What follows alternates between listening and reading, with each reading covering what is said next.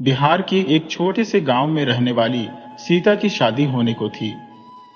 सीता 18 वर्ष की थी और उसके जन्म के बाद ही माता पिता का साया उठ गया था। उसे उसके चाचा और चाची ने पाला था। चाचा उसे अपनी संतान की तरह स्नेह देते थे, परंतु चाची का मन सीता के प्रति कठोर था।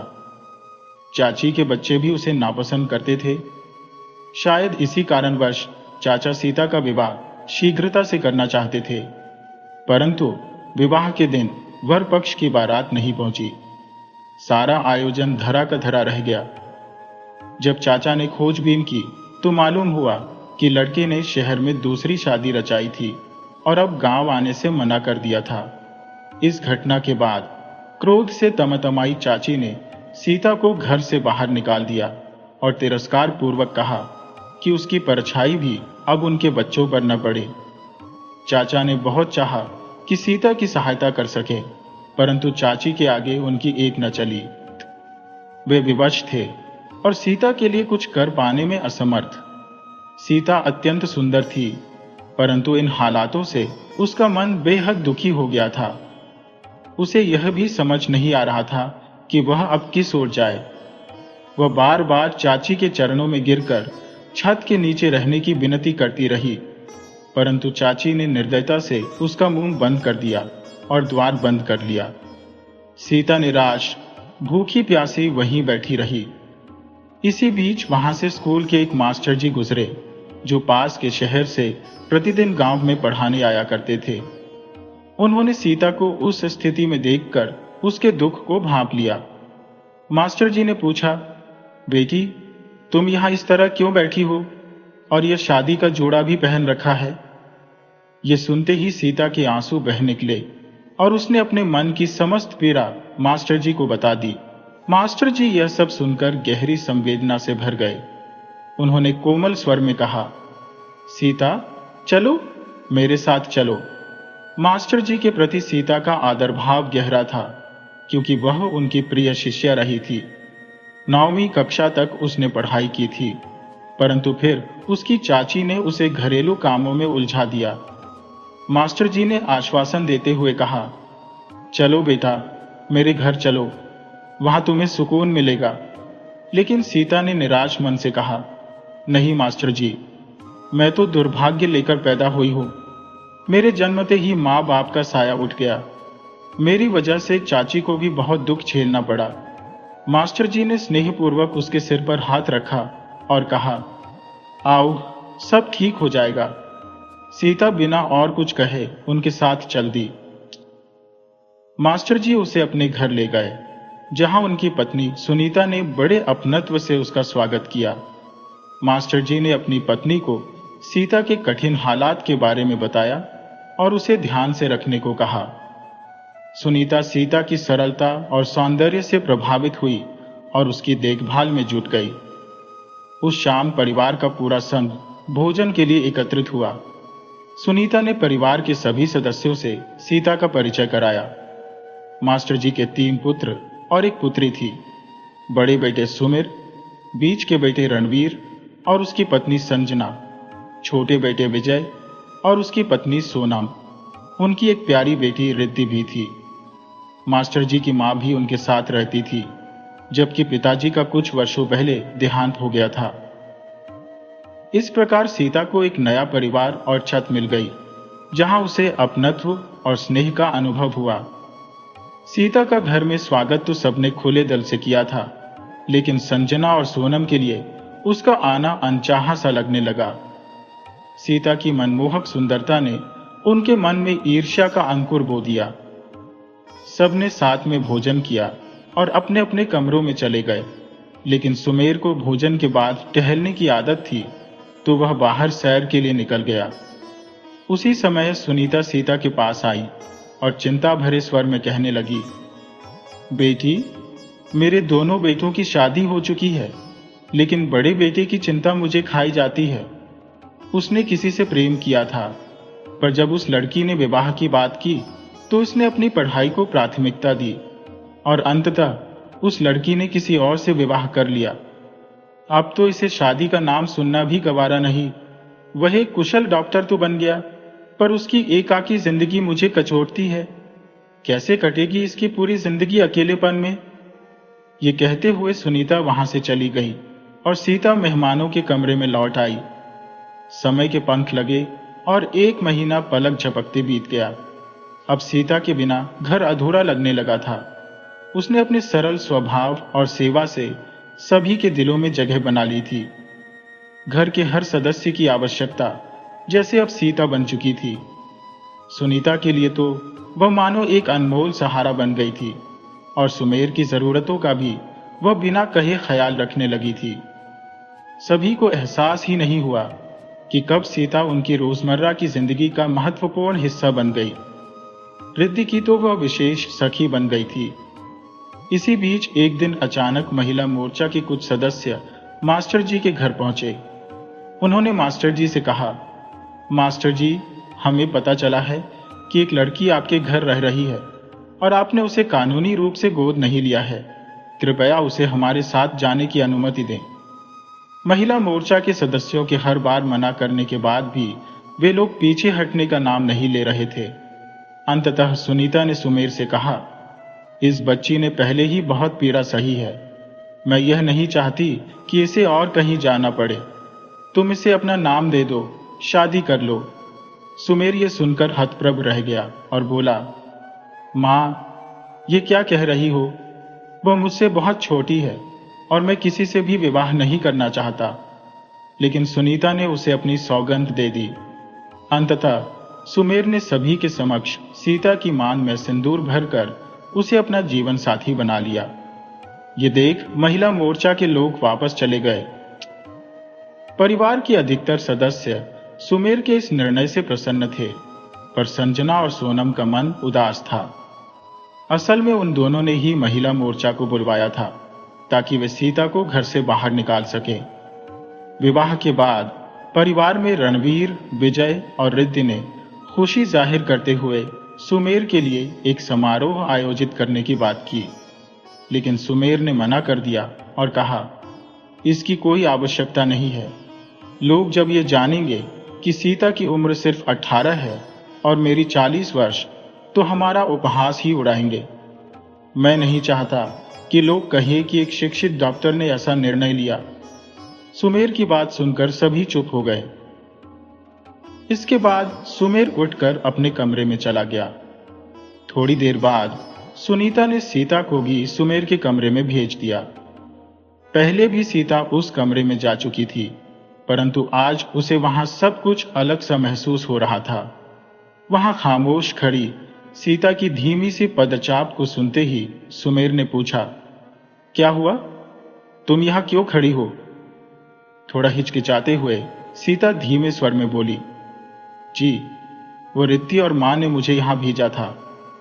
पिछले 1 महीने से सुमेर ने कभी सीता का चेहरा ठीक से नहीं देखा था। जब भी वह सीता से बात करता, उसकी ओर नजर उठाए बिना ही बोलता था, और आज भी यही हुआ। बिना देखे ही उसने कहा, ये मां भी ना? सीता, मैं तुमसे शादी सिर्फ इस घर में तुम्हारे ठहरने के लिए की है। मेरी ओर से तुम्हें पूरी आजादी है। यहां रुकने का कोई बंधन नहीं है, और अगर परिवार वाले ये कह रहे हैं कि तुम्हें इस कमरे में रहना चाहिए, तो तुम एक काम करो, सोफे पर सो जाया करो। लेकिन मेरी किसी भी चीज को हाथ मत लगाना, समझी सीता? सीता ने सिर हिलाकर हामी भरी और सोफे पर एक तकिया और चादर लेकर लेट गई। बाहर खड़ी रिद्धि और सुनीता इंतजार कर रही थी, लेकिन जब बहुत समय हो गया तो वे दोनों हल्का सा संतोष अनुभव करने लगी। सुमेर ने सीता को अपने कमरे में सीमित कर रखा था। अगली सुबह सुमेर ने कहा, मां, मैं अस्पताल जा रहा हूं। अगर नाश्ता तैयार है तो जल्दी दे दीजिए। सुनीता बोली, हाँ बेटा, बस अभी लाई। तभी विजय ने आवाज लगाई, मां, मैं भी ऑफिस जा रहा हूं, पर मेरे जूते नहीं मिल रहे हैं। सुनीता बोली, अभी लाई बेटा। रिद्धि ने कहा, मां, मैं कॉलेज जा रही हूं, प्लीज मेरी लाल चुन्नी ढूंढ दीजिए। सुनीता ने जवाब दिया, हाँ बेटा, अभी लाई। ये सब सुनकर सुमेर जाने के लिए मुड़ा और बोला, मां, आप सभी को संभालिए, मैं बाहर ही नाश्ता कर लूंगा। तभी पीछे से दौड़ती हुई सीता ने उसका हाथ पकड़ते हुए कहा, आपका नाश्ता तैयार है, बैठ जाइए। सुमेर ने नजर झुकाई और देखा कि सीता के हाथों में लाल कांच की चूड़ियां दमक रही थी। उसके हाथ बेहद खूबसूरत लग रहे थे। सुमेर चुपचाप बैठकर नाश्ता करने लगा। नाश्ता खत्म करने के बाद सुमेर उठकर जाने लगा। तभी पीछे से सुनीता ने आवाज दी, बेटा सुनो, सीता को भी साथ ले जाओ। सुमेर ने हैरानी से पूछा, सीता को क्यों? सुनीता ने समझाते हुए कहा, बेटा सीता के पास पुराने कपड़े हैं, तुम उसे कुछ नए कपड़े और सजने संवरने की चीजें दिला दो। अभी तो संजना ने अपने कपड़े दिए हैं पहनने के लिए, लेकिन रोज किसी के कपड़े पहनना अच्छा नहीं लगता। नई नई शादी हुई है तो अच्छे कपड़े होने चाहिए। सुमेर ने कहा, मां लेकिन मैं तो अस्पताल जा रहा हूं। इस पर सुनीता बिना कुछ कहे वहां से चली गई। उसने तय कर लिया था कि सीता और सुमेर को साथ भेजेगी। थोड़ी देर बाद सीता बाहर आकर सुमेर की गाड़ी के पास खड़ी हो गई। सुमेर के मन में मां के प्रति खासी नाराजगी थी और इस नाराजगी का हिस्सा सीता को भी झेलना पड़ा। हालांकि उसने कुछ कहे बिना ही सीता को अपने साथ ले लिया, लेकिन उसे पीछे की सीट पर बैठने को कहा। अस्पताल पहुंचते ही उसने कहा, तुम कुछ देर यहीं गाड़ी में रुकना, मैं अपना काम निपटा कर आता हूं। सीता ने सहमति में सिर हिलाया। कुछ समय बाद जब सुमेर वापस गाड़ी के पास आया तो उसकी नजर सीता पर पड़ी, जो खिड़की पर सिर टिकाए सो रही थी। उसकी सुंदर आंखें और उन पर बिखरा हल्का लाल रंग एक अलग ही चमक दे रहा था। सुमेर उसे देखता रह गया, जैसे समय की गति थम सी गई हो। इसी बीच एक भिखारी आया और खाने के लिए कुछ मांगने लगा। सीता की नींद खुली और उसने धीरे से सुमेर की ओर देखा। सुमेर ने जेब से कुछ पैसे निकालकर उस आदमी को दे दिए। सुमेर भी किसी हीरो से कम नहीं लगता था। 6 फुट की लंबाई, गोरा रंग और आकर्षक व्यक्तित्व। इसके बाद सुमेर ने गाड़ी में बैठते ही गाड़ी मॉल की ओर मोड़ दी।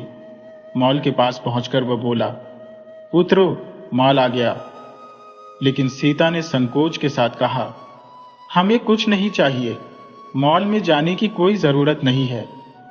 सुमेर ने यह सुनकर गुस्से से कहा, तुम मां से मना क्यों नहीं किया? क्यों आई हो? सीता ने धीमे स्वर में जवाब दिया, हम तो आपकी खुशी के लिए आए हैं। यह सुनकर सुमेर चौंका और थोड़ा तीखे स्वर में बोला, क्या कहा? जरा फिर से कहना। सीता ने हल्की सी मुस्कान के साथ कहा, कुछ नहीं। फिर वह गाड़ी से बाहर आकर बोली, चलिए चलते हैं। उनके सामने खड़े होकर दोनों की नजरें टकराई और एक पल के लिए दोनों ने एक दूसरे को देखा। सुमेर ने जल्द ही अपनी नजरें हटा ली और आगे बढ़ गया। सीता वहीं ठहरी, सोचते हुए कि शायद आज पहली बार सुमेर ने उसे सही से देखा है। तभी सुमेर ने गुस्से में आवाज लगाई, अब चलोगी या उठाकर ले जाना पड़ेगा? सीता उसकी आवाज सुनकर तुरंत उसके पास आई और दोनों मॉल के भीतर चले गए। सुमेर ने सीता के लिए कपड़े और अन्य आवश्यक सामान खरीद दिया और अब दोनों घर की ओर लौट रहे थे। रास्ते में एक चाट का ठेला दिखा, जिस पर सीता की नजर पड़ते ही वह खुशी से चिल्ला उठी, चाट। सुमेर ने उसकी आवाज सुनकर गाड़ी रोक दी और हल्की मुस्कान के साथ बोला, थोड़ा धीरे बोलो सीता। संकोच में डूबी सीता ने कहा, मुझसे गलती से निकल गया। फिर उसने थोड़ा रुककर अपने बचपन की यादें साझा की। चाचा जी स्कूल के रास्ते में मुझे चोरी छिपे चाट खाने के पैसे दिया करते थे। ये कहते कहते उसकी आंखें नम हो गईं। उसने जल्दी से आंसू पोंछते हुए कहा, हमें अब चलना चाहिए, मां इंतजार कर रही होगी। सुमेर उसकी भावुकता को समझते हुए बिना कुछ कहे चाट वाले के पास गया, एक प्लेट चाट खरीदी और मुस्कुराते हुए उसे सीता के हाथों में दे दिया। उसने कहा, अगर आगे भी तुम्हें किसी चीज की जरूरत हो तो मुझे कह सकती हो। सुमेर की इस बात में सीता को अपनेपन की गहरी अनुभूति हुई। चाट खाते वक्त सीता ने धीरे से पूछा, आपने अपने लिए नहीं लिया? क्या आप मेरे साथ थोड़ी खाएंगे? सुमेर ने हंसते हुए मना कर दिया और कहा, नहीं, मुझे पसंद नहीं है, तुम ही खाओ। सीता बच्चों जैसी मासूमियत से चाट का आनंद लेती रही और सुमेर उसकी मुस्कुराहट में खो गया। फिर दोनों वापस अपनी अपनी जगह पर बैठ गए और घर की ओर बढ़ चले। घर पहुंचते ही सीता ने सारे सामान सुनीता और रिद्धि को दिखाया। संजना और सोनम भी पास खड़ी यह दृश्य देख रही थी। संजना ने जलन भरी नजर से सोनम की ओर देखते हुए कहा, देखो, एक दिन की नौकरानी आज घर की मालकिन बनने चली है।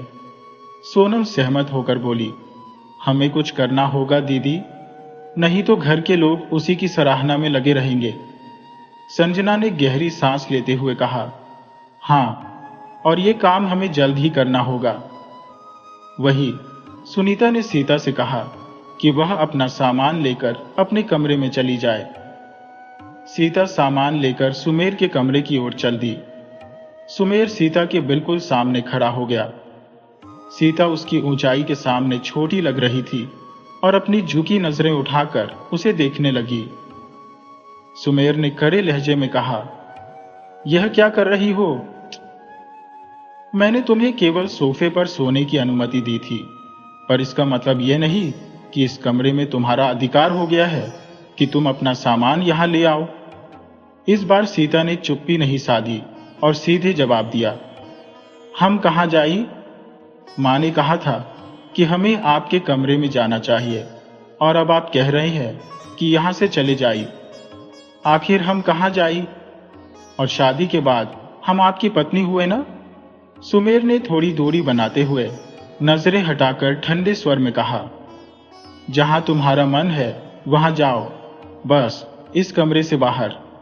वैसे भी ये शादी मैंने अपनी मर्जी से नहीं की है, मां की जबरदस्ती थी और कानूनी तौर पर भी हम पति पत्नी नहीं है।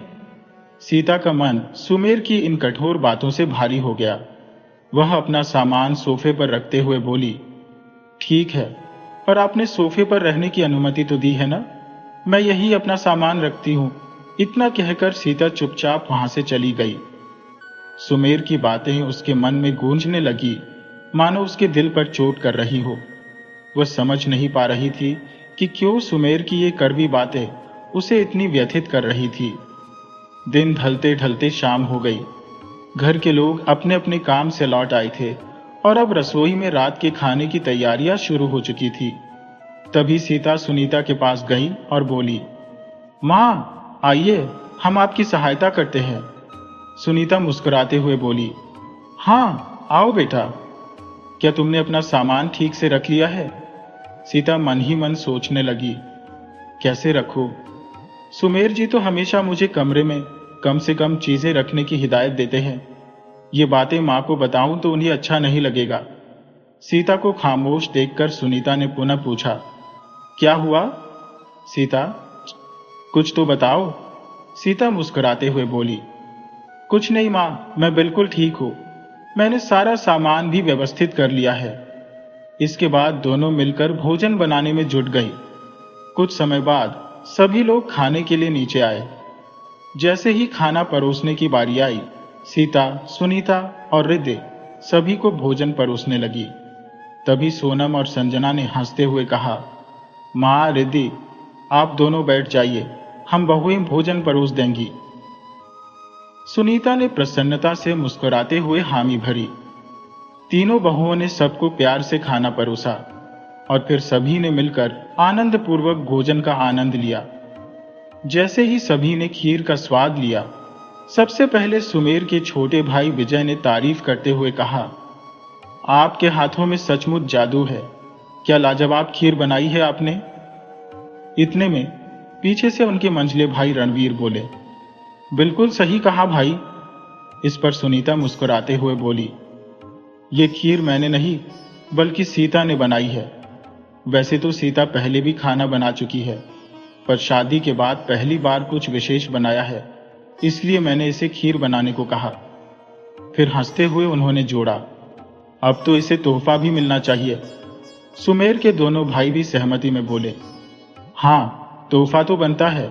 सबसे पहले मास्टर जी भोजन के बाद उठे और सीता के सिर पर हाथ रखते हुए बोले, बेटा, मैं कुछ लाने में असमर्थ रहा, माफ करना। ये सुनते ही सीता उन्हें रोकते हुए बोली, पिताजी, आपके आशीर्वाद से बढ़कर मेरे लिए कुछ नहीं है। मास्टर जी मुस्कुराए और सुनीता की ओर देखा, जो तुरंत ही खड़ी हो गई, और उन्होंने सीता के हाथों में सोने के कंगन थमाते हुए कहा, यह मैंने अपनी बड़ी बहू के लिए बनवाए थे सीता, ये लो। तभी रणवीर ने मजाक में कहा, मां, अब हम भी लाइन में हैं। सुनीता ने हंसते हुए कहा, पर बेटा, तुम सब तो सुमेर से छोटे हो। रणवीर ने तुरंत जवाब दिया, हम ये नहीं जानते मां, सिया तो सबसे छोटी है और उसे तोहफा मिलना चाहिए। सुनीता और मास्टर जी दोनों मुस्कुराते हुए किनारे हो गए। फिर रणवीर ने संजना से कहा, अपनी अंगूठी दे दो ना। संजना पहले संकोच में थी, पर रणवीर के कहने पर उसने अपनी अंगूठी उतारकर सीता को दे दी। इसके बाद विजय और सोनम ने भी अपने चुने हुए उपहार सीता को भेंट कर दिए। विजय ने सोनम की चुनिंदा उपहार देने की परंपरा को आगे बढ़ाते हुए सीता को अपनी कलाई की घड़ी भेंट कर दी और हंसते हुए कहा, भाभी, ये घड़ी मैंने विशेष रूप से आपके लिए ही खरीदी थी। उसके बाद जब सभी विदा लेने लगे तो रिति ने अचानक रोकते हुए कहा, एक मिनट, सुमेर भैया का तोहफा बाकी है। सबने सुमेर की ओर देखा, जो उनकी नजरों में उम्मीद देख थोड़ी असहजता से मुस्कुराया और बोला, मेरे पास देने के लिए कुछ नहीं है, ये सब बेकार की चीजें हैं, मुझे ऐसे फिजूल के कामों में मत घसीटो। ये कहकर वह वहां से चला गया और संजना के चेहरे पर मुस्कान देख रणवीर ने उसे देखा और धीरे से कहा, जो तुम्हें चाहिए वो तुम्हें कभी नहीं मिलेगा। रणवीर की यह बात सुनकर संजना गुस्से में वहां से चली गई। इसके बाद कमरे में केवल सुनीता और सीता ही रह गईं। सुनीता ने सीता के पास जाकर कहा, बेटी, सुमेर की बातों का बुरा मत मानना, वह कुछ लाया नहीं है, इसीलिए ऐसा बोल रहा था। सीता ने जवाब दिया, नहीं मां, मुझे बुरा नहीं लगा। वैसे भी सुमेर जी मुझसे शादी नहीं करना चाहते थे। यह कहते हुए सीता अपने कमरे में चली गई और सुनीता भी अपने कमरे की ओर चली। जब सीता अपने कमरे में पहुंची तो उसने देखा कि सुमेर की किताबें बिखरी पड़ी हैं। उसने जल्दी जल्दी उन किताबों को समेटकर टेबल पर रखने का प्रयास किया। तभी सुमेर कमरे में आ गया और ऊंची आवाज में बोला, तुम्हारी हिम्मत कैसे हुई मेरी किताबों को छूने की? क्या मैंने मना नहीं किया था कि मेरे कमरे में किसी चीज को हाथ मत लगाना? सीता ने सफाई देने की कोशिश की, मैं बस किताबें समेट रही थी। लेकिन सुमेर उसकी बात सुनने को तैयार नहीं था। उसने गुस्से में कहा, अब बहुत हो गया, जाओ और बालकनी में जाकर सो जाओ। सीता ने उसकी बात सुनी और चुपचाप बालकनी की ओर चली गई। सीता ने जैसे ही अपनी चादर और तकिया उठाने की कोशिश की, सुमेर सामने आकर उसके हाथों से सामान छीनते हुए बोला, इनके बिना ही जाओ, तुम्हें कुछ नहीं मिलेगा। चाहो तो इस कमरे से बाहर चली जाओ। सीता ने धीमे स्वर में कहा, लेकिन बालकनी में तो ठंड लग जाएगी। सुमेर ने जवाब दिया, तो यहां से चली जाओ। सीता थोड़ी अड़ियल स्वभाव की थी, पर उसने सुनीता के दुखी होने के डर से चुपचाप बालकनी में रात बिताई।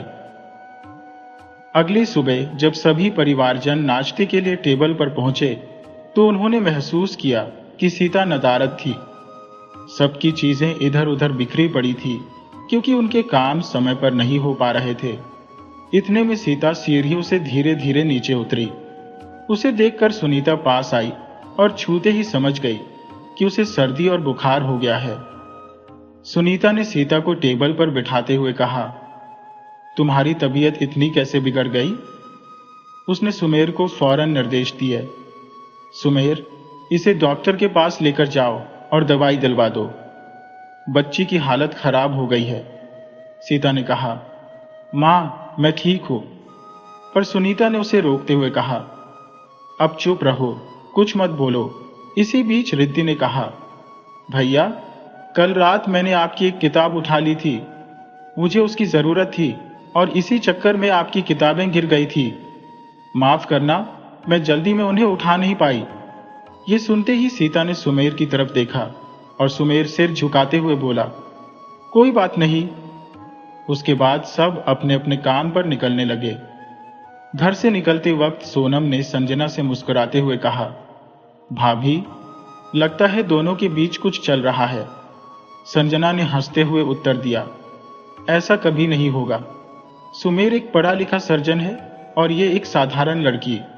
दोनों में आसमान और जमीन का फर्क है। हमें कुछ करने की जरूरत नहीं है। देखना, ये दोनों खुद ही अलग हो जाएंगे। इस बीच सुमेर और सीता चुपचाप कार में बैठे थे। इस बार सीता आगे की सीट पर बैठी थी और सुमेर ने मना भी नहीं किया, लेकिन रास्ते भर सीता खुद को रोक नहीं पाई और मन ही मन चीखती रही। सुमेर ने सीता से पूछा, तुम चाय पियोगी? सीता ने रूखेपन से मना कर दिया। सुमेर फिर बोला, चाय पीने से तुम्हारी छींक थोड़ी रुक जाएगी। उसकी बातों से सीता की झुंझलाहट बढ़ गई। उसने गुस्से में कहा, गाड़ी रोको। सुमेर ने हैरान होकर पूछा, क्यों? सीता ने दृढ़ता से कहा, क्योंकि मैंने कहा है, नहीं तो मैं चलती गाड़ी से कूदकर खुदकुशी कर लूंगी। ये सुनते ही सुमेर ने फौरन गाड़ी रोक दी और सीता उतरकर पैदल चलने लगी। सुमेर ने गाड़ी को साइड में खड़ा कर उसके पीछे भागते हुए उसका हाथ पकड़ लिया और कहा, सीता, ये क्या बेवकूफी है? सीता की आंखों में गुस्से की लपटें दिख रही थी। उसने तंज कसा, जो कल आपने मेरे साथ किया वो क्या था? क्या वो बेवकूफी नहीं थी? ठंड में मुझे बाहर सोने को कह दिया, वो भी सिर्फ इसलिए क्योंकि मैंने आपकी किताबों को उठाकर व्यवस्थित कर दिया। सुमेर उसे समझाने की कोशिश करने लगा, पर सीता की नाराजगी कम होने का नाम ही नहीं ले रही थी। उसने कटाक्ष किया, आपने मुझे अनपढ़ कहा, पर क्या सर्जन होने का मतलब यह है कि आपको दूसरों का मजाक उड़ाने का अधिकार मिल गया?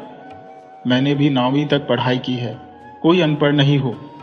सुमेर ने थोड़े व्यंग्य के साथ जवाब दिया, हाँ, 9वीं तक पढ़ाई की है। वाह, क्या खूब पढ़ाई की है। सीता ने गुस्से में कहा, और आपको लगता है कि आपको अनपढ़ बीवी मिली है, लेकिन मुझे कौन सा कोई हीरो मिला है? आप भी तो उम्र दराज है। सुमेर ने चौंकते हुए पूछा, तुमने मुझे बूढ़ा कहा? सीता ने सीधे जवाब दिया, जी हां, बिल्कुल सही सुना आपने। हां, तो कहा क्या करोगे? सीता ने तंज कसा। तभी पास से गुजरते एक युवक ने सुनकर मजाक में कहा, इसलिए तो शादी नहीं करनी चाहिए भैया, बीवियां कहीं भी शुरू हो जाती है। सुमेर मुस्कुराते हुए बोला, सही कहा भाई, तुम तो बिल्कुल भी शादी मत करना, क्योंकि बीवियां वाकई में बड़ी खतरनाक होती है। यह सुनते ही दोनों की नजरें एक पल के लिए एक दूसरे से मिली और हल्की सी मुस्कान साझा हुई। इतने में सड़क पर एक तेज रफ्तार कार सीता की तरफ बढ़ती हुई नजर आई। सुमेर ने फौरन सीता को अपनी ओर खींच लिया और सीता ने घबराकर अपनी आंखें बंद कर ली। डर के मारे सुमेर की शर्ट को कसकर पकड़े खड़ी रही। सुमेर ने गुस्से में उस गाड़ी वाले को आवाज लगाई, पागल हो क्या? देखकर नहीं चला सकता? फिर उसकी नजर सीता पर गई, जो उसकी शर्ट थामे आंखें बंद किए खड़ी थी। सुमेर की नजर उसके मासूम चेहरे पर थम सी गई और उसके होठों पर एक कोमल मुस्कान आ गई। थोड़ी देर बाद सीता ने धीरे धीरे आंखें खोली और एक हल्की सी राहत की सांस लेते हुए बोली, उफ, मैं बच गई। सीता ने देखा कि वह अभी भी सुमेर से सटी हुई खड़ी थी। अचानक शर्मिंदगी महसूस करते हुए वह फौरन पीछे हट गई और दोनों ने अपनी नजरें एक दूसरे से हटा ली। सुमेर ने कुछ सोचते हुए फिर से सीता का हाथ थाम लिया और इस बार बिना किसी शब्द के उनकी खामोशी बहुत कुछ कह रही थी। सुमेर सीता को अपनी कार में बैठाने के लिए बढ़ा और सीता उसके चेहरे पर निगाहें गड़ाए बस उसे देखे जा रही थी। सुमेर ने उसे सावधानी से कार की सीट पर बिठाया, खुद ड्राइवर की सीट पर बैठा और गाड़ी हॉस्पिटल की तरफ बढ़ा दी। हॉस्पिटल पहुंचते ही सुमेर ने दरवाजा खोला और सीता से कहा, चलो बाहर आओ। सीता हठपूर्वक बोली, नहीं, हम बाहर नहीं जाएंगे और इलाज की भी हमें कोई आवश्यकता नहीं। इस पर सुमेर ने सहजता से कहा, ठीक है, तो माँ को बता देता हूँ। लीजिए, मैं उन्हें फोन लगाता हूँ। वह फोन निकालने ही वाला था कि सीता घबरा कर बोली, रुकिए, हम चल रहे हैं, कृपया माँ को फोन न लगाइए। सुमेर ने हल्के मुस्कान के साथ फोन वापस जेब में रख लिया और चुपचाप आगे बढ़ गया। सीता भी उसके पीछे पीछे चली, गुस्से भरी नजरों से उसे घूरती हुई। हॉस्पिटल के अंदर कदम रखते ही सुमेर ने चेतावनी भरे लहजे में कहा, चाहे जो भी हो जाए, किसी से मत कहना कि हमारी शादी हो चुकी है और तुम मेरी पत्नी हो। सीता ने तंज करते हुए जवाब दिया, हाँ, हमें मालूम है कि आप हमें अपनी पत्नी नहीं मानते और गंवार समझते हैं। हमें अपनी पत्नी बुलाने में आपको शर्म महसूस होती होगी, यह भी हम समझ सकते हैं। उसी समय एक युवा जूनियर डॉक्टर नमिता वहां आई और सुमेर को गुड मॉर्निंग कहकर उसकी निगाहें सीता पर ठहर गईं। उसकी दृष्टि को ऐसे सीता पर टिके देखकर सुमेर स्वयं ही बोल पड़ा, ये हमारी मेहमान है, इनकी तबीयत थोड़ी नासाज है, इन्हें प्रियंका मैम के पास ले जाओ, इन्हें बुखार भी है, उसकी जांच कर लेना। इतना कहकर सुमेर वहां से चला गया। उसके बाद नमिता ने हल्की मुस्कान के साथ कहा, मेरा नाम नमिता है और मैं यहाँ जूनियर डॉक्टर हूँ। सीता ने भी विनम्रता से जवाब दिया, जी, मेरा नाम सीता है। सीता कुछ और कहना चाह रही थी, परंतु तभी नमिता ने कहा, वैसे सीता जी, आप बहुत आकर्षक हैं। आपकी ओर से नजरें हटाना तो कठिन ही है। आपने सिंदूर और मंगलसूत्र पहना हुआ है, इसका मतलब आपकी शादी हो चुकी है। सीता की आंखों में हल्की उदासी झलक आई, मन में ढेरों विचार उमड़ने लगे। थोड़ी देर बाद उसने नमिता की ओर देखते हुए कहा, जी, हमारी शादी हो चुकी है। नमिता मुस्कुराते हुए बोली, फिर तो आपके पति की नजर हर समय आप पर टिकी रहती होगी, है ना? कितना प्यार करते होंगे वो आपसे। ये सुनते ही सीता ने दूर खड़े सोमेश की ओर एक नजर डाली और धीमे स्वर में कहा, हर चीज उतनी सुंदर नहीं होती जितनी दिखती है, और तुम भी तो खूबसूरत हो, पढ़ी लिखी हो, खुद के पैरों पर खड़ी एक आत्मनिर्भर महिला हो, यह भी कम आकर्षक नहीं है। फिर एक पल रुककर उसने नमिता से कहा, लेकिन काम पर ध्यान देना भी जरूरी है, नहीं तो तुम्हें डांट पड़ सकती है, क्योंकि तुम काफी देर से मुझसे बातें कर रही हो। नमिता खिलखिलाकर हंस पड़ी और बोली, आपने बिल्कुल सही कहा, पर क्या करो, आदत से मजबूर हो, हर बार बातों में खो जाती हो। उसने फिर कहा, चलो मैं आपको मैनम के पास ले चलती हूँ। रास्ते में चलते चलते नमिता कुछ न कुछ बोलती रही और फिर उसने उत्सुकता से पूछा, सीता जी, आपको पता है, पूरे अस्पताल में सुमेर सर की सबसे फेवरेट प्रियंका मीनम है। लोग तो कहते हैं कि दोनों के बीच कुछ खास रिश्ता है, शायद इसलिए कि दोनों ने शादी नहीं की। यह सुनते ही सीता के कदम ठिठक गए और वह कहीं खो सी गई। तब नमिता ने उसे टोका, अरे क्या हुआ, चलो ना। धीरे धीरे दोनों प्रियंका के केबिन तक पहुंच गईं। वहां पहुंचकर नमिता ने फुसफुसाते हुए कहा, लो सीता जी, हम आ गए। वैसे प्रियंका मीनम काफी सख्त मिजाज की है और उनकी ज्यादा बातें पसंद नहीं है। जो भी मैंने बताया है यहां भूलकर भी मत बोलना। यह कहकर दोनों केबिन के अंदर दाखिल हुई। सीता ने देखा कि वहां एक आकर्षक और आत्मविश्वासी महिला बैठी थी, जिसकी उम्र भी सुमेर के आसपास ही लग रही थी। पहली नजर में ही वह समझ गई कि यही प्रियंका है। नमिता ने प्रियंका से कहा, प्रियंका मीनम, ये सुमेर सर के साथ आई है। सर ने बताया है कि इनकी तबीयत कुछ ठीक नहीं है, तो इन्हें आप देख लीजिए। प्रियंका ने उत्सुकता से सीता की ओर देखा और पूछा, आप सुमेर की क्या लगती हैं? इससे पहले कि सीता कुछ कह पाती, नमिता ने हंसते हुए कहा, ये सर की मेहमान है, मीनम, और देखिए कितनी सुंदर है ना। प्रियंका ने संजीदगी से नमिता की ओर देखा और कहा, ठीक है, अब तुम जा सकती हो। नमिता सिर झुकाकर चुपचाप बाहर चली गई। प्रियंका ने सीता को बैठने का इशारा किया और उसकी जांच पड़ताल करने लगी। कुछ देर बाद सुमेर केबिन में आए और बोले, प्रियंका, देख लिया ना, दवा भी दे देना। प्रियंका ने मुस्कुराते हुए कहा, हाँ, सब कर दिया है। अब तुम इन्हें ले जा सकते हो, 2 दिन में ठीक हो जाएंगी। लगता है इन्होंने ठंडी चीजें खाई है। सीता ने धीरे से कहा, हाँ, ठंडी हवा में रखा गया था। प्रियंका ने फिर पूछा, कुछ कहा आपने? लेकिन सीता खामोश रही, उसका ध्यान कहीं और था।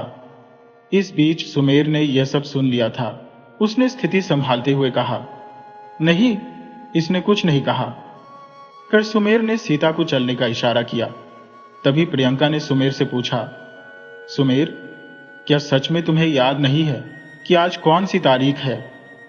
सुमेर थोड़ा असमंजस में मुस्कुराया और कहा, ओ प्रियंका, माफ करना, हैप्पी बर्थडे। इसके बाद उसने प्रियंका को गले लगाते हुए माफी मांगी और कहा कि काम की व्यस्तता के चलते वह यह दिन भूल गया था। प्रियंका ने मुस्कुराते हुए कहा, कोई बात नहीं, पर शाम की पार्टी में जरूर आना। सुमेर ने हामी भरते हुए वादा किया, हाँ, जरूर आऊंगा। सीता यह सब देख रही थी, लेकिन कुछ नहीं बोली। फिर वह प्रियंका को अलविदा कहकर सुमेर के साथ बाहर आ गई। दोनों चुपचाप घर लौट आए। घर पहुंचने पर हॉल में बैठी सुमेर की मां सुनीता जी ने चिंता जताते हुए पूछा, क्या हुआ सीता? बेटा, तुम ठीक हो ना? सीता ने धीरे से हामा कहा और अपने कमरे की ओर बढ़ गई।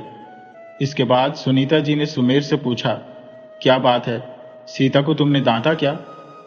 सुमेर हल्की हंसी के साथ बोला, हद है मां, अब आपको अपने बेटे पर भी शक हो रहा है। मैं क्यों डांटूंगा उसे? पता नहीं, वह गाड़ी में भी बिल्कुल खामोश थी। सुनीता जी सीता का हाल जानने के लिए उसके कमरे की ओर बढ़ने लगी। तभी सुमेर ने कहा, अरे मां, वो बीमार है, शायद थकी हुई है। आप उसे आराम करने दीजिए और मेरे लिए कुछ बना दीजिए, भूख लग रही है। वही खड़ी सजना ने सुना और बोली, लो जी, मैं कुछ बना देती हूं, मां को आराम करने दीजिए। फिर सुमेर अपने कपड़े बदलने के लिए अपने कमरे में चला गया। सुमेर ने देखा कि सीता सोफे पर लेटने की कोशिश कर रही थी, लेकिन उसका थोड़ा बहुत सामान सोफे पर ही बिखरा हुआ था, जिससे उसे सोने में दिक्कत हो रही थी। यह देखकर सुमेर ने कहा, सीता, अगर तुम्हें तकलीफ हो रही है तो मैं अलमारी का एक हिस्सा खाली करवा देता हूं, तुम अपना सामान उसमें रख सकती हो। सुमेर की आवाज सुनते ही सीता के भीतर गुस्सा उभर आया। उसने गहरी नाराजगी के साथ कहा, क्यों? मैं कौन हूं आपके, जो आप इतनी मेहरबानी दिखा रहे हैं? हमें आपकी मदद नहीं चाहिए। वैसे भी हमने हमेशा खुद को परेशानियों से लड़ते हुए संभाला है। बचपन से हमारे पास न पढ़ाई का मौका मिला, न अच्छा खाना और न ही परिवार का स्नेह। इतना कहकर उसने चादर से अपना चेहरा ढक लिया। सुमेर उसके चेहरे पर उभरते दुख को भांप सकता था। इस मंजर ने उसे बेचैन कर दिया और वह वहां से बाहर निकल गया। हॉल में बैठी सुनीता ने उसे जाते हुए देखा और पुकारा, बेटा, कहाँ जा रहे हो? संजना तुम्हारे लिए तुम्हारी पसंद का सिरा बना रही है। लेकिन सुमेर ने अनसुना करते हुए घर से बाहर का रुख कर लिया। करीब 3 घंटे बाद जब दवाई का असर हुआ तो सीता का बुखार थोड़ा उतर गया।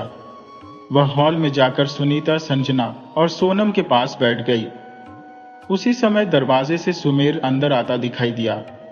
उसे देखकर सभी खड़े हो गए, क्योंकि उसके साथ 4 आदमी भी थे जो एक बड़ी अलमारी लेकर आए थे। सुनीता ने हैरानी से पूछा, सुमेर, ये क्या है? क्यों लेकर आई हो? सुमेर ने सीता की ओर देखते हुए कहा, शादी के बाद से सीता को अपना सामान रखने में तकलीफ हो रही थी, इसलिए मैं उसके लिए यह अलमारी लेकर आया हूं। ये सुनकर सुनीता के चेहरे पर एक हल्की मुस्कान आ गई। उन्होंने उन आदमियों को कमरा दिखाते हुए कहा, इसे उस कमरे में रख दीजिए। तभी सोनम संजना के पास खड़ी हुई, धीरे से मुस्कुराई और संजना के कानों में फुसफुसाते हुए बोली, दीदी, ये सुमेर भैया तो सीता भाभी के प्यार में पक्के पड़ गए हैं। देखो, पहले सामान और अब ये अलमारी भी ले आए। संजना हल्का मुस्कुराते हुए बोली, अरे वो तो बस अपनी अलमारी में उसके कपड़े नहीं रखना चाहते, इसलिए ये सब कर रहे हैं। प्यार व्यार का चक्कर नहीं है। इसी बीच संजना ने सुमेर की ओर मुड़कर कहा, सुमेर, मैंने आपके लिए शीरा बना दिया है, आइए परोस कर लाती हूं। तभी रणवीर अंदर आता हुआ बोला, अरे शीरा तो मुझे भी बहुत पसंद है, मेरे लिए भी लाना। बिना कोई जवाब दिए संजना शीरा लेने चली गई। रणवीर ने थोड़ी देर बाद सोनम से कहा, अरे सोनम, जरा पानी वानी ला दो, बहुत थकान महसूस हो रही है। सोनम मुस्कुराते हुए बोली, हाँ जी अभी लाती हूं। रणवीर फिर चुटकी लेते हुए बोला, वैसे एक खबर सुनोगी तो एकदम तरोताजा हो जाओगी। विजय ने उत्सुकता से पूछा, क्या बात है भैया? दरवाजे से प्रवेश करती हुई वृंदा ने भी उत्सुकता से पूछा, क्या बात है भैया, हमें भी बताओ। रणवीर ने हंसते हुए कहा, अरे भैया ने भाभी के लिए नई अलमारी खरीदी है, क्योंकि उन्हें सामान रखने में दिक्कत हो रही थी। यह सुनकर सभी भाई बहन हंसी ठिठोली करते हुए सुमेर की खिंचाई करने लगे। वहीं सीता चुपचाप सिर झुकाई खड़ी थी, जबकि सुमेर बिना किसी को दिखाए सीता को एक गहरी निगाह से देख रहा था। कुछ देर बाद सभी अपने अपने कमरों में चले गए। सुमेर और सीता भी अपने कमरे में लौट आए। सुमेर ने सीता की ओर देखते हुए कहा, आप अपने कपड़े इस अलमारी में रख सकती हैं। पर सीता ने ठंडी आवाज में कहा, नहीं नहीं, हमें अपनी चीजें यहां रखने की जरूरत नहीं है, और आप हमें कुछ न कहे। सीता का यह जवाब सुनकर सुमेर के भीतर गुस्सा उभर आया, लेकिन उसने खुद को शांत रखने की कोशिश की।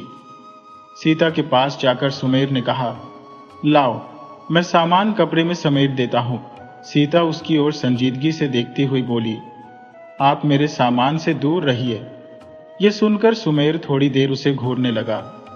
सीता ने उसकी नजर पकड़ ली और पूछा, क्या देख रहे हो, क्या सोच रहे हो? सुमेर ने बिना जवाब दिए हल्का सा मुस्कुराया और अचानक सीता को अपनी बाहों में उठा लिया। सीता क्रोधित स्वर में बोली, नीचे उतारिए, यह ठीक नहीं है। सुमेर ने उसे चुप रहने का इशारा करते हुए कहा, अगर कुछ और कहा तो गिरा दूंगा। यह सुनकर सीता चुप हो गई। फिर सुमेर ने उसे एक पेड़ की डाल पर बैठा दिया और उसके सामान को धीरे धीरे अलमारी में सजाने लगा। ये सब देखती हुई सीता के मन में अजीब सी खुशी उमड़ आई। वह चुपचाप उसे काम करते हुए निहारती रही। थोड़ी देर बाद सुमेर ने काम खत्म कर कहा, देखो सीता, तुम्हारा सारा सामान मैंने व्यवस्थित कर दिया है। ये कहते हुए उसने एक नजर उधर डाली और सीता ने शरारत से अपना चेहरा दूसरी ओर मोड़ लिया। फिर सुमेर सीता के पास आया और बोला, चलो यहां से उठो। ये सुनते ही सीता का गुस्सा उबाल पर आ गया और वह नाराजगी में उससे मुंह फेर कर बैठ गई। सुमेर ने ठंडी आवाज में कहा, क्या घूर रही हो, उठो। सीता भारी मन से उठी और धीरे से बोली, जब उठाना ही था तो बिठाया क्यों? सुमेर ने बीच में एक तकिया रखा और बोला, सीता देखो, इस तकिए के उस तरफ तुम सो जाओगी और इस तरफ मैं। उसकी बात सुनकर सीता एक तक देखती रह गई। उसने खुद को चिकोटी काट कर देखा, मानो ये सब किसी जादू का असर हो। फिर अचानक उसकी तंद्रा टूटी और सुमेर ने मुस्कुराते हुए पूछा, क्या सोच रही हो? सुमेर ने कहा, सीता, अगर हम पति पत्नी की तरह नहीं रह सकते तो क्या एक दोस्त की तरह भी नहीं रह सकते? यह सुनकर सीता हल्के से मुस्कुराई और सहमति में सिर हिलाया। इसके बाद दोनों कमरे से बाहर निकले, जहां पूरा परिवार बैठा हुआ था।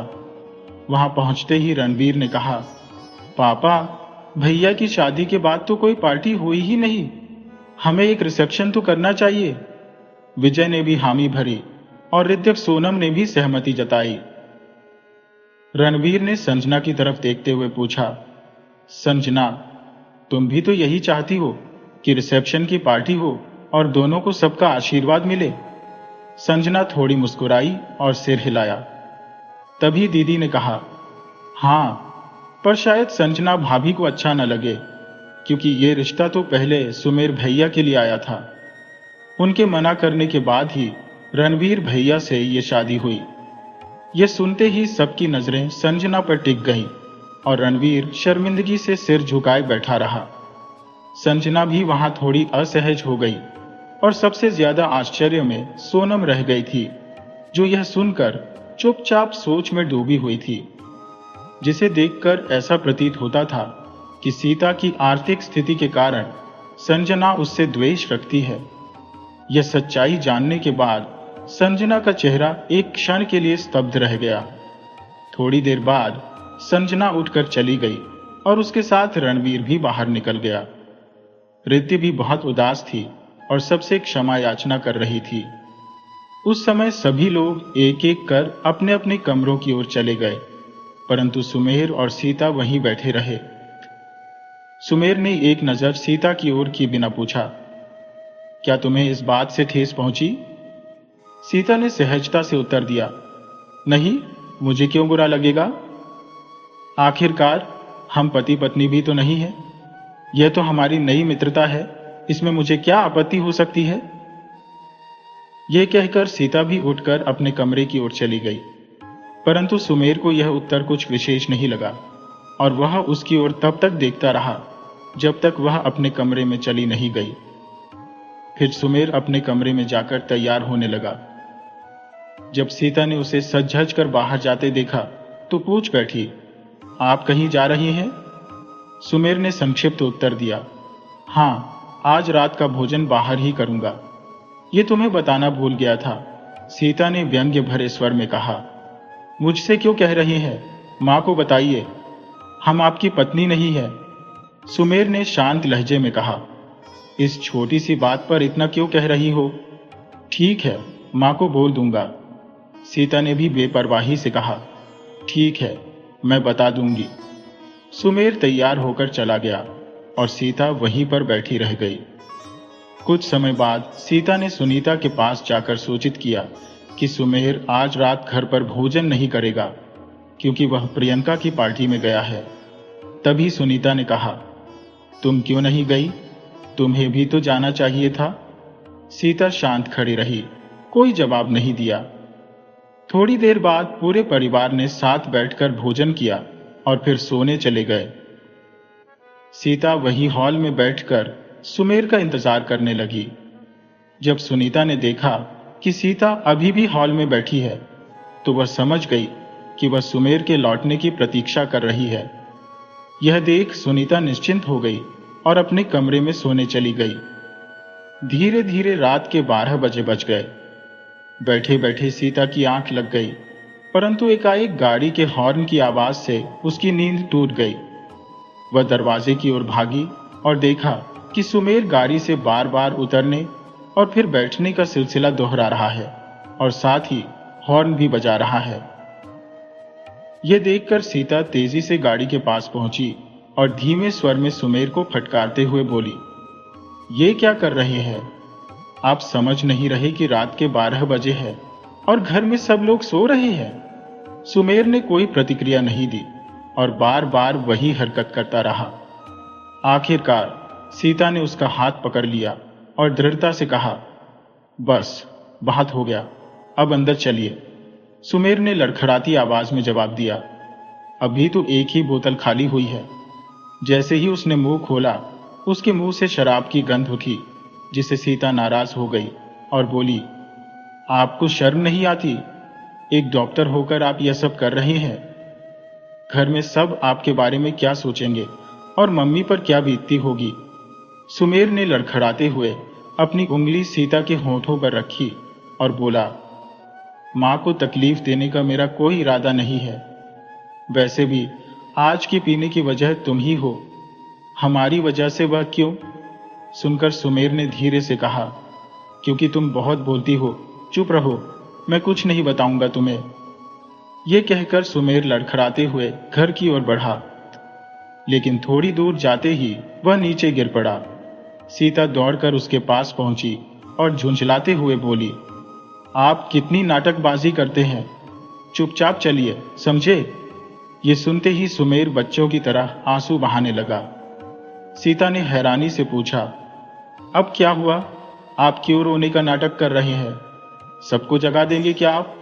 आपकी बनी बनाई इज्जत एक ही पल में खत्म हो जाएगी। सुमेर ने भरे हुए स्वर में कहा, तुम्हारी वजह से रो रहा हूं। तुम मुझे ऐसे डांटती हो, मम्मी से शिकायत करूंगा तुम्हारी। भला कोई पत्नी अपने पति को ऐसे डांटती है क्या? सीता उसकी बात पर मुस्कुराई और बोली, लेकिन आप तो हमें अपनी पत्नी मानते ही नहीं। सुमेर ने उदास होकर कहा, तुम हंस रही हो? जाओ, मैं तुमसे बात नहीं करूंगा। सीता ने उसकी ओर देखते हुए कहा, अच्छा, अब नहीं हंसेंगे, चलिए कमरे में चलिए। सुमेर लड़खड़ाते हुए उठ खड़ा हुआ और सीता के कंधे पर हाथ रखते हुए बोला, हां चलो, तुम मेरी दोस्त हो, तुम्हारी बात तो माननी पड़ेगी। चलते चलते सीता ने पूछा, आप प्रियंका की पार्टी में थे? सुमेर ने थोड़ा रुककर जवाब दिया, नहीं नहीं, मैं वहां नहीं गया था, मैं अपने कॉलेज के दोस्तों से मिलने गया था। यह सुनकर सीता को अनजाने में अच्छा लगा। वे दोनों दरवाजे तक पहुंचे और जैसे ही अंदर जाने लगे, सुमेर ने सीता का हाथ थाम लिया और उसे अपनी ओर खींचते हुए जोर से गले लगा लिया। वह बोला, सीता, उधर मत जाओ, वहां फिसलन है, तुम गिर जाओगी। मैं तुम्हें खोना नहीं चाहता, कभी नहीं। सीता को इस बात से दिलासा मिला कि सुमेर उसे खोना नहीं चाहता, चाहे प्यार हो या नहीं। दोनों के बीच एक अनकही आदत बन चुकी थी। सीता ने काफी देर तक सुमेर को शांत किया और उसे बिस्तर पर लिटाकर उसके बालों पर धीरे धीरे हाथ फेरने लगी। इसी तरह वह भी वहीं बैठी बैठी सो गई। सुबह जब सुमेर की आंख खुली तो उसने देखा कि सीता वहीं उसके पास बैठी सोई हुई है और उसके सिर में हल्का दर्द हो रहा था। पिछली रात की धुंधली यादें उसकी चेतना में लौट आई। वह दोस्तों से मिलने गया था और कुछ ड्रिंक कर ली थी। सीता की ओर देखते हुए उसने सोचा, शायद मेरी वजह से इसे कल रात काफी मुश्किलों का सामना करना पड़ा। सुमेर ने धीरे से सीता के सिर के पीछे तकिया लगाने की कोशिश की, तभी उसकी नींद टूट गई। सुमेर को खड़ा देखकर वह भी तुरंत उठ गई। उसने चिंतित स्वर में पूछा, आप ठीक है? सुमेर ने गहरी सांस लेते हुए कहा, हां, मुझे क्या होगा? उसके जवाब से ऐसा लग रहा था कि उसे कुछ भी याद नहीं। सीता के मन में यह विचार कौन था कि उसे पिछली रात की कोई बात कैसे याद नहीं है। सुमेर फ्रेश होने बाथरूम चला गया और सीता वहीं बैठी सोचती रही। थोड़ी देर बाद जब वह बाथरूम से बाहर आया तो उसने सिर्फ एक तौलिया लपेट रखी थी। यह देखकर सीता गुस्से में बोली, आप अकेले इस कमरे में नहीं रहते जो ऐसे घूम रहे हैं, जल्दी से कुछ पहन लीजिए। सुमेर बस उसकी ओर देखकर मुस्कुराया, जैसे कि वह उसकी फिक्र को हल्के में ले रहा हो। इसमें क्या परेशानी है? सुमेर ने कहा। सीता ने गुस्से में जवाब दिया, आपका मतलब क्या है? सुमेर ने मुस्कुराते हुए कहा, तुमने कभी बीच पर देखा है? वहां लड़कियां भी छोटे कपड़ों में आराम से घूमती है। सीता ने उस पर नजरें घुमाते हुए कहा, फिल्मों में देखना और असल में पहनना दो अलग बातें हैं। मुझे समझाने की कोशिश मत करो और जाओ, कुछ ढंग का पहन लीजिए। इसी बीच हॉस्पिटल से कॉल आया, प्रियंका मैडम का। सुमेर झुंझलाते हुए बुदबुदाया, अब तो मुश्किल में फंस गया हो। ये औरतों के बीच का मामला किसने मुझ पर थोप दिया? ये सुनते ही पास खड़ी सीता ठिठकी और बोली, आपने क्या कहा? मैं आपको क्या परेशानी दे रही हूं? सुमेर ने सफाई देते हुए कहा, नहीं नहीं, मैंने तुम्हारे बारे में नहीं कहा, मैं तो प्रियंका के लिए कह रहा था। तभी हॉल से किसी के बोलने की आवाज आई। दोनों तुरंत बाहर निकले और देखा कि प्रियंका घर पर आई हुई थी और वह सुमेर को आवाज लगा रही थी। घर का पूरा परिवार वहां इकट्ठा था। सीता और सुमेर हड़बड़ाते हुए प्रियंका के पास पहुंचे। सुमेर ने प्रियंका के सामने पहुंचकर माफी मांगते हुए कहा, सॉरी प्रियंका, मैं आने ही वाला था, लेकिन मेरी कार खराब हो गई थी। रास्ते में रॉकी, जो मेरे कॉलेज का दोस्त है, मिल गया और वो मुझे अपनी गाड़ी में ले आया। तुम तो जानती ही हो कितना जिद्दी है वो। प्रियंका ने आंखों में गुस्से के भाव लिए सुमेर की ओर देखा। फिर उसने सुनीता की तरफ देखा और कहा, आंटी जी, देख रही है कैसे बहाने बना रहा है। मैं अब और बात नहीं करूंगी इससे। आज के बाद ये अपनी जिंदगी खुद संभाले। सुनीता मुस्कुराती हुई बोली, सीता, ये दोनों तो बचपन के साथी है, मस्ती मजाक चलता रहता है इनके बीच। लेकिन सीता खामोश रही।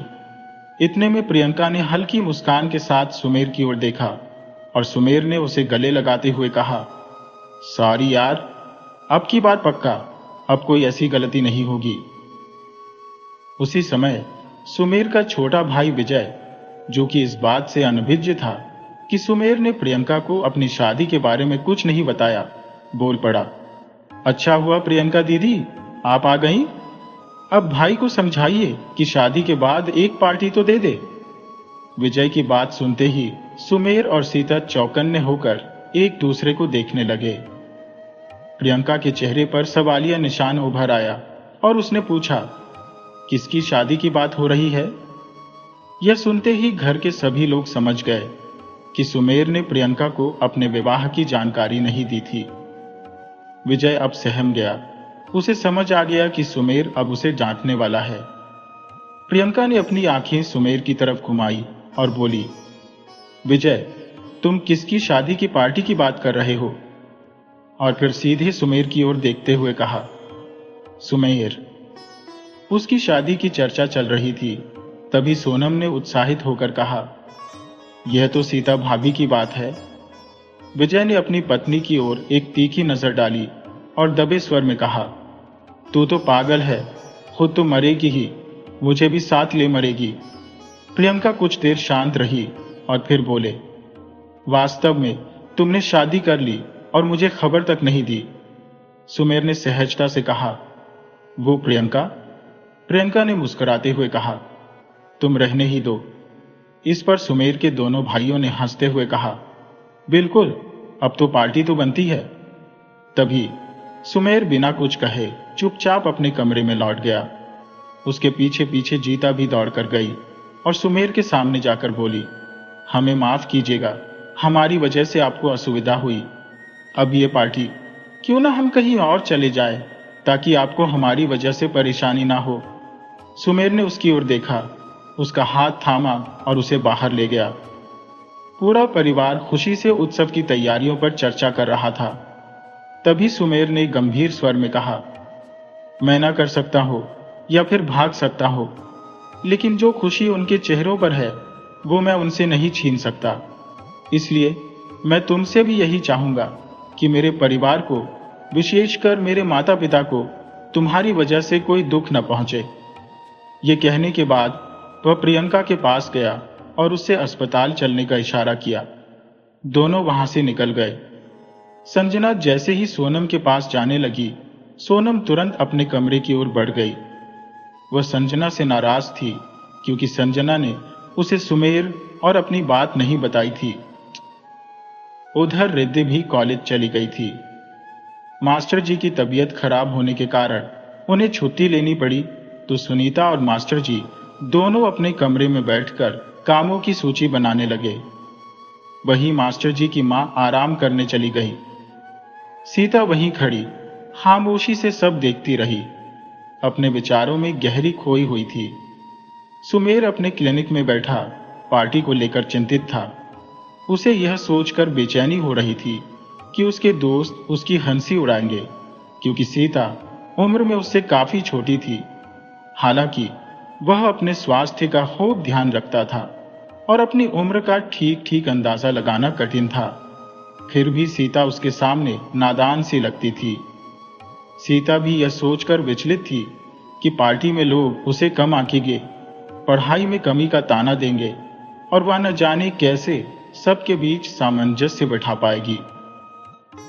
जैसे ही समय आगे बढ़ा, सभी खाने की मेज पर मिले और अपनी अपनी जिम्मेदारियों की चर्चा करने लगे। सबसे पहले रणवीर ने उत्साह से कहा, पापा, सजावट का काम मैं देख लूंगा। विजय ने कहा, पापा, मैं सबके कपड़ों का इंतजाम संभाल लूंगा। और सोनम भी फैशन डिजाइनर है, तो हम दोनों मिलकर सबके परिधान देख लेंगे। दादी मुस्कुराते हुए बोली, मैं मेकअप का काम देख लूंगी और तुम लोग, मम्मी पापा, खाना व्यवस्थित करना। तभी दादी ने मजाकिया लहजे में कहा, असल में मैं कुछ नहीं करूंगी, बस आराम से बैठकर काम चोरों पर नजर रखूंगी। सब हंसने लगे। तभी सुमेर ने कहा, संजना, तुम मेहमानों का ख्याल रखना। संजना हल्की मुस्कान के साथ किचन की ओर चली गई, लेकिन उसके मन में ख्याल आया कि किसी ने उसे कोई विशेष काम नहीं सौंपा था। खाने के बाद सभी ने अपने अपने कमरे का रुख किया और अगले 2 दिनों की छुट्टी लेकर पूरी तैयारियों में जुटने का निर्णय लिया। बाद में जब सुमेर बाहर से टहलकर कमरे में लौटा तो उसने सीता को देखा, जो बेचैन होकर इधर उधर घूम रही थी। सुमेर ने पूछा, सीता, तुम इतनी चिंतित क्यों हो? उसकी बेचैनी को भांपते हुए सुमेर ने उसे सांत्वना दी और कहा, लंबी सांस लो, आराम से बताओ, क्या बात है? सीता ने धीमे स्वर में कहा, मैं पार्टी के बारे में सोच रही हूं। कैसे होगा सब कुछ? लोग क्या कहेंगे, कैसे देखेंगे?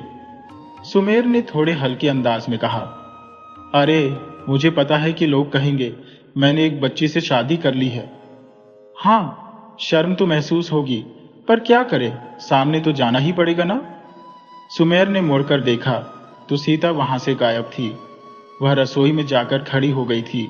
सुमेर ने यह सोचकर उसे अकेला छोड़ दिया और खुद भी जाकर सो गया। अगली सुबह जब सीता और सुमेर दोनों तैयार होकर कमरे से बाहर आए तो उन्होंने देखा कि घर में हर तरफ हलचल मची हुई थी और दूर से रिद्धि की आवाज भी सुनाई दे रही थी।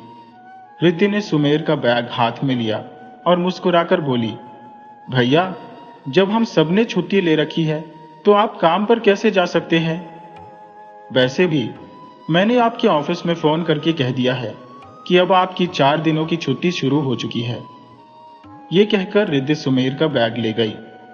सुमेर असमंजस में मास्टर जी के पास जाकर बैठ गया और बोला, पापा जी, घर पर खाली कैसे बैठ सकता हूं? मुझे वहां कई जरूरी काम निपटाने होते हैं। मास्टर जी ने मुस्कुराकर कहा, बेटा, जीवन में कुछ दिन ऐसे भी होने चाहिए जो सिर्फ अपने लिए हों। याद है, पिछले 10 सालों में तुमने एक दिन भी छुट्टी नहीं ली है। अब थोड़ा आराम कर लो। सुमेर मास्टर जी की बातों का कोई जवाब नहीं दे पाया और चुपचाप अपने कमरे में चला गया। सीता भी उसके पीछे पीछे कमरे में गई और वहां सफाई करने लगी। सुमेर ने उसे देखकर पास बुलाया। वह धीरे धीरे सुमेर के पास गई। सुमेर ने गहरी नजरों से उसे देखते हुए कहा, यह क्या कर रही हो? सीता ने सीधी सादी आवाज में कहा, जी, सफाई कर रही थी। इस पर सुमेर ने कहा, इस कमरे की सफाई हो चुकी है। अगर तुम्हें इतना ही सफाई का शौक है तो बाहर जाकर करो। मुझे मालूम है मां ने तुम्हें यह सब करने को कहा है। सच बताओ, मां ने क्या कहा है? सीता ने हिचकिचाते हुए कहा, मां ने तो कुछ भी नहीं कहा। सुमेर उसकी बात सुनकर नाराज हो गया और बोला, हटो, मैं खुद मां से पूछ लेता हूं। घबराकर सीता बोली, अरे नहीं, मां ने कहा था कि अपनी बहुओं पर नजर रखनी चाहिए। यह सुनकर सुमेर मुस्कुराया और उसे कुछ नहीं कहा, बस उसकी ओर इशारा करते हुए शांत हो गया। क्रोधित होकर सुमेर ने कहा, देखो सीता, मेरा दिमाग मत खराब करो, समझ गई ना? ये सब केवल तुम्हारी वजह से हो रहा है और ये पति पत्नी का खेल तुमने लगा रखा है। मैं तुम्हारा पति नहीं हूं, समझी? और एक बात, मां की बातों पर इतना ध्यान मत दिया करो, तुम समझ रही हो ना? सीता ने इन कठोर शब्दों को चुपचाप सुना, आंखें झुका ली और बिना कुछ कहे खड़ी रही। सुमेर उसे घूरते हुए बोला, तुम्हें ये सब करने की जरूरत नहीं है। मैंने पहले भी कहा है कि मुझे अकेले रहने की आदत है, लेकिन मैंने तुम्हें दोस्त समझकर यह इजाजत दी थी कि इस कमरे में रह सको, पति पत्नी बनकर नहीं। समझ गई? सीता ने सिर हिलाकर सहमति जताई, बिना उसकी ओर देखे। सुमेर ने ठंडे लहजे में कहा, अब जाओ यहां से। सीता चुपचाप बाहर निकल गई। आंसू उसकी आंखों में छलक आए थे। अपने भावनाओं को छिपाने के लिए वह बगीचे की ओर चली गई और वहीं एक कोने में बैठकर सोचने लगी, शायद सुमेर ठीक ही कह रही है, मेरी वजह से ही उन्हें इतनी परेशानी हो रही है। कुछ समय बाद जब वह घर के अंदर लौटी तो उसने देखा कि सभी लोग बड़े उत्साह के साथ अपने अपने काम में व्यस्त थे। वह कुछ आगे बढ़ी और देखा कि सुमेर किसी से फोन पर बातें कर रहा था। उसे यूं देखती रह गई और सोचने लगी कि आखिर क्यों इस इंसान की बातें उसे इतनी गहराई तक प्रभावित करती है। आखिर उसने ही तो इस रिश्ते को दोस्ती का नाम दिया था। फिर जब वही दोस्ती की बात करता है तो उसे दर्द क्यों होता है। कुछ देर बाद सुमेर ने फोन रख दिया और उसकी ओर बढ़ा। सीता के सामने आकर उसने ठहर कर पूछा, तुम मुझे ऐसे क्यों देख रही हो? अपने भावों को काबू में रखते हुए सीता बोली, जी नहीं, मैं आपको नहीं देख रही थी। हम लोग तो उस वक्त सामने दीवार पर बैठे छिपकली को घूर रहे थे। कहीं ऐसा ना हो कि वो आपके ऊपर गिर जाए। इस ख्याल से मेरे दिमाग में एक पल को हलचल मच गई। फिर मैं कुछ पूछने ही वाला था कि सीता ने जैसे मेरी सोच को भांप लिया और बिना कुछ कहे तेजी से वहां से भाग गई। सुमेर ने पीछे से आवाज दी, रुको सीता। लेकिन सीता फुर्ती से रसोई घर की तरफ भाग खड़ी हुई। सुमेर बड़बड़ाया, अजीब लड़की है। इतने में रणबीर ने कहा, भैया मैंने अपना सारा काम पूरा कर लिया है, अपना शोध भी खत्म कर लिया है। इस पर सुमेर ने थोड़े अनमने ढंग से जवाब दिया, तो मुझे बताने की क्या जरूरत थी? जो करना है तुम लोग ही देखो। इतना कहकर वह वहां से निकल गया। 2 दिन बाद पार्टी का दिन आ पहुंचा। मास्टर जी ने सभी को इकट्ठा कर खड़े लहजे में हिदायत दी, आज शाम कोई गड़बड़ नहीं होनी चाहिए, समझ गए?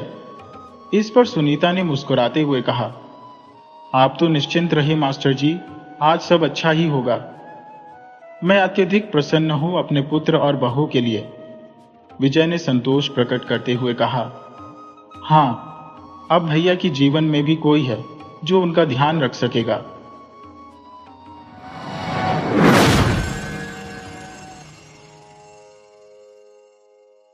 बहुत समय पहले की बात है। एक छोटे से गांव में एक निर्धन ब्राह्मण निवास करता था। उसके परिवार में उसकी पत्नी और एक नन्ही बेटी थी। ब्राह्मण अत्यंत गरीब था और भिक्षाटन से ही परिवार का गुजारा चलता था। जब कभी उसे भिक्षा मिल जाती तो परिवार का पेट भर जाता, किंतु कई बार ऐसा भी होता जब उसे भिक्षा नहीं मिलती और पूरा परिवार भूखे पेट ही सोने को विवश हो जाता था। उसकी पुत्री अत्यंत संस्कारशील और धार्मिक प्रवृत्ति की थी। वह केवल 12 वर्ष की थी, लेकिन अपनी मां के कार्यों में हाथ बटाने में कभी पीछे नहीं रहती थी। प्रतिदिन प्रातः उठकर वह अपने घर की सफाई करती, फिर मां के साथ अन्य घरेलू कार्यों में सहयोग देकर मंदिर जाया करती। उसकी दयालुता ऐसी थी कि किसी का दुख उससे देखा नहीं जाता था। यदि कोई असहाय दरवाजे पर आ जाता तो वह अपना भोजन भी सहर्ष दान कर देती थी। उस बालिका का एक पवित्र नियम था, वह प्रतिदिन मंदिर जाती, सूर्य नारायण का पूजन करती और गौमाता को श्रद्धा पूर्वक भोजन कराती। तुलसी को जल अर्पण करना तथा पीपल के वृक्ष को सींचना भी उसके नियमों का अभिन्न हिस्सा था। वह मानती थी कि पीपल में स्वयं भगवान विष्णु का वास होता है और वहां मां लक्ष्मी भी निवास करती है। शास्त्रों में भी वर्णित है कि वृक्षों में भगवान विष्णु पीपल के रूप में प्रतिष्ठित है और जहां भगवान विष्णु हो वहां लक्ष्मी का आशीर्वाद भी स्वाभाविक होता है। वह लड़की पूरी श्रद्धा से अपने जल के लोटे को पीपल के वृक्ष की जड़ों में अर्पित कर देती थी। पूजा सामग्री खरीदने के लिए धन का अभाव था, फिर भी वह अपने नियम को कभी नहीं तोड़ती थी। एक दिन भगवान विष्णु ने माता लक्ष्मी से कहा, देवी देखो, यह बालिका तुम्हारी कितनी अनन्य भक्त है। उसकी इतनी गहरी आस्था है कि तुम्हें उसकी दरिद्रता का निवारण करना चाहिए। माता लक्ष्मी मुस्कुराई और बोली, प्रभु, यह संसार तो कर्मों के सिद्धांत पर चलता है।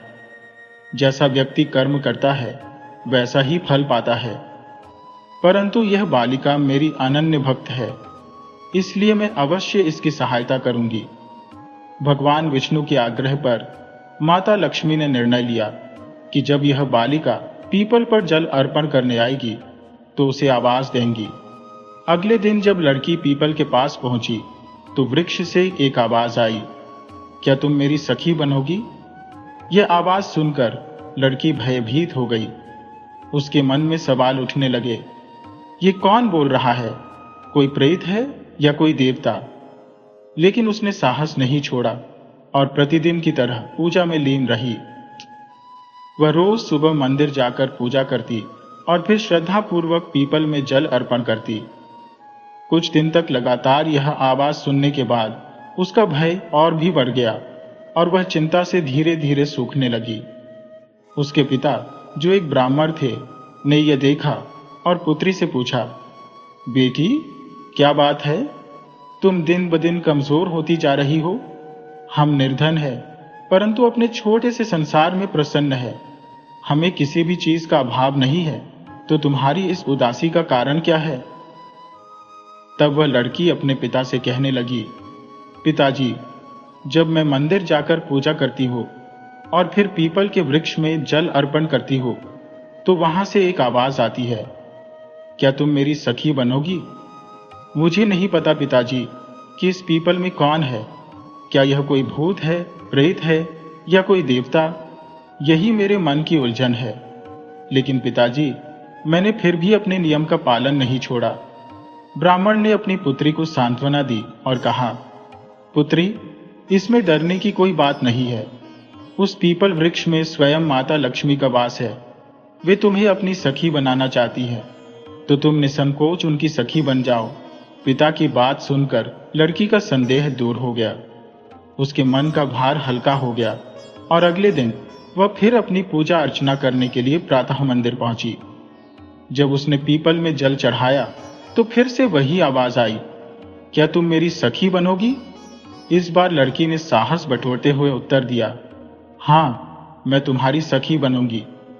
तत्क्षण माता लक्ष्मी प्रकट हुई और मुस्कुराते हुए बोली, सखी, यदि तुम मेरी सखी बनना चाहती हो तो तुम्हें मेरे साथ मेरे लोक में रहना होगा। लड़की ने विनम्रता से कहा, ठीक है माता, परंतु मैं पहले अपने माता पिता से अनुमति लेकर ही आऊंगी, क्योंकि कन्या का धर्म है कि वह अपने माता पिता की आज्ञा के बिना कहीं न जाए। उसके बाद लड़की घर लौट आई। शाम को जब ब्राह्मण भिक्षा लेकर आए तो उसकी माता और उसने मिलकर भोजन तैयार किया और परिवार एक साथ भोजन करने बैठ गया।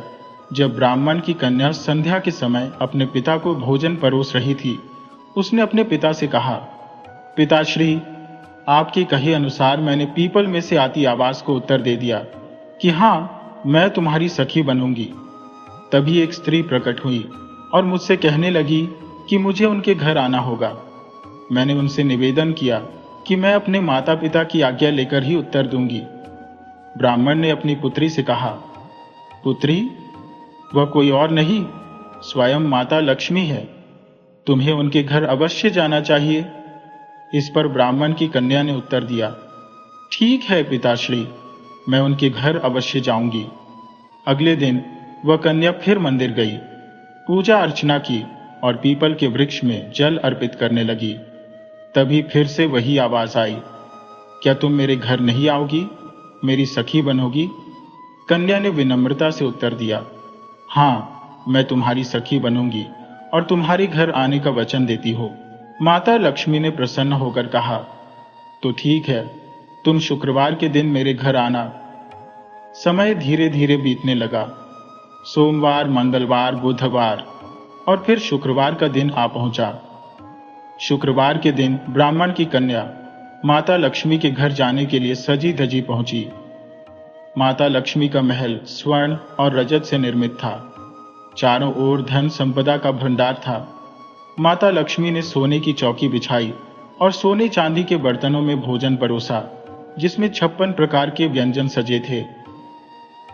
यह दृश्य देख ब्राह्मण की कन्या विस्मित रह गई। उसकी सखी अत्यधिक संपन्न और वैभवशाली निकली। कन्या मन ही मन बार बार प्रभु का गुणगान कर रही थी और इस अनोखी मित्रता पर चकित होकर माता लक्ष्मी की कृपा का अनुभव कर रही थी। यह मेरे लिए परम सौभाग्य की बात है कि मुझे ऐसी सखी प्राप्त हुई। जब ब्राह्मण की कन्या ने माता लक्ष्मी के घर स्वादिष्ट भोजन ग्रहण किया और विदा लेने के लिए उठी, तो माता लक्ष्मी ने कहा, सखी, क्या तुम मेरे घर से खाली हाथ जाओगी? अपने माता पिता के लिए भी भोजन लेकर जाओ। कन्या ने सहमति में सिर हिलाया और माता लक्ष्मी ने उसके माता पिता के लिए भी भोजन भेजा। विदा लेने के समय माता लक्ष्मी ने कन्या से कहा, सखी, मेरे घर से कोई भी खाली हाथ नहीं विदा होता है। उन्होंने ब्राह्मण की कन्या को सुंदर वस्त्र और कुछ स्वर्ण मुद्राएं भेंट स्वरूप दी। माता लक्ष्मी की इस कृपा से कन्या आनंदित होकर घर लौटी। अपने घर पहुंचकर उसने अपने माता पिता को वह दिव्य भोजन कराया। ऐसा स्वादिष्ट भोजन उन्होंने अपने जीवन में कभी नहीं चखा था।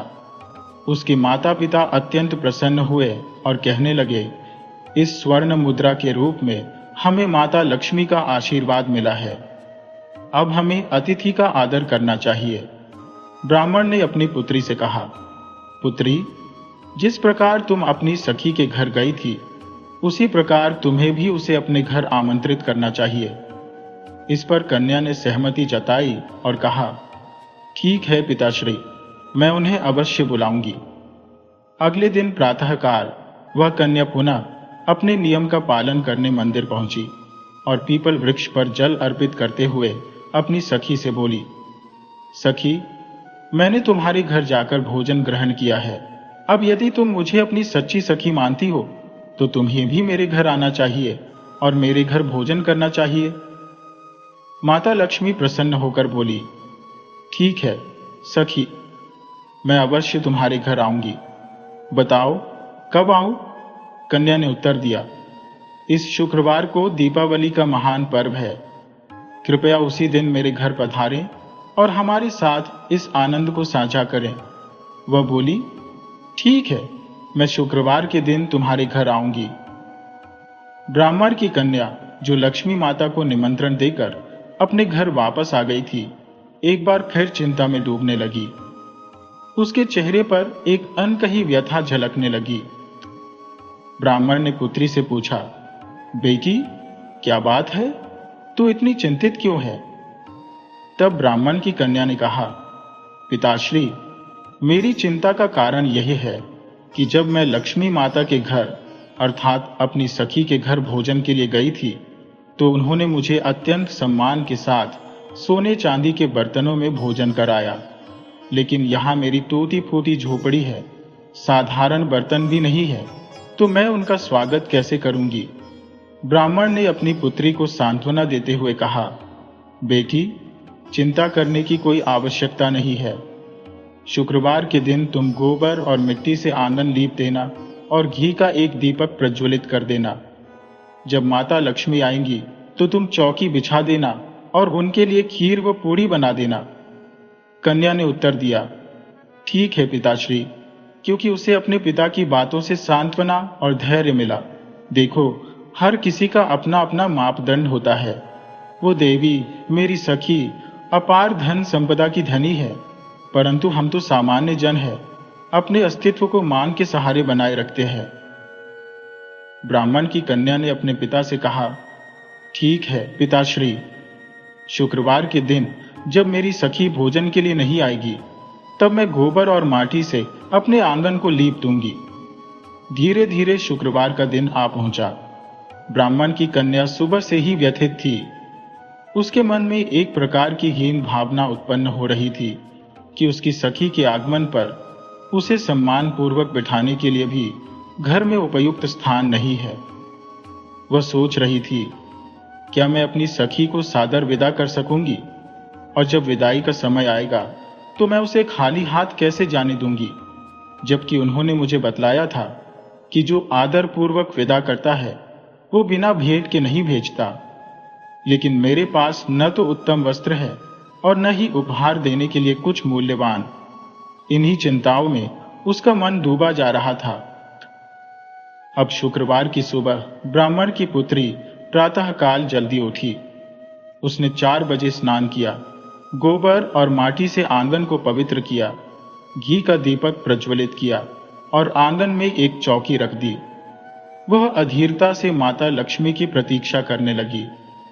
माता लक्ष्मी भक्तों की भावनाओं को बखूबी समझती है उन्होंने उसकी व्याकुलता को भांप लिया। आखिर भगवान अपने भक्तों को व्यथित कैसे देख सकते हैं? इसी भाव में माता लक्ष्मी ने एक चील का रूप धारण किया और देखा कि एक राजा की पुत्री अपने महल के छज्जे पर खड़ी होकर बाल सुखा रही है। उसके गले में एक अनमोल नौलखा हार शोभायमान था। माता लक्ष्मी ने चील का वेश धरते हुए उस हार पर झपट्टा मारा और उसे ब्राह्मण की कन्या के आंगन में छोड़ दिया। हार को देखकर कन्या का मन उल्लास से भर गया। उसने उस हार के एक एक मोती को बेचकर अपनी सखी के स्वागत की पूर्ण तैयारी की। उसने सोने चांदी के बर्तन मंगवाए, चौकी को सुंदरता से सजाया और पूरे घर को सजीव कर दिया। अब माता लक्ष्मी के आगमन का समय आ पहुंचा। माता लक्ष्मी आई और उनके साथ भगवान गणेश भी थे। ब्राह्मण की कन्या ने आदर पूर्वक उन्हें चौकी पर बिठाया और श्रद्धा से उनका सत्कार किया। ब्राह्मण के गणेश जी तो सम्मान पूर्वक चौकी पर बैठ गए, पर माता लक्ष्मी वहां नहीं बैठी।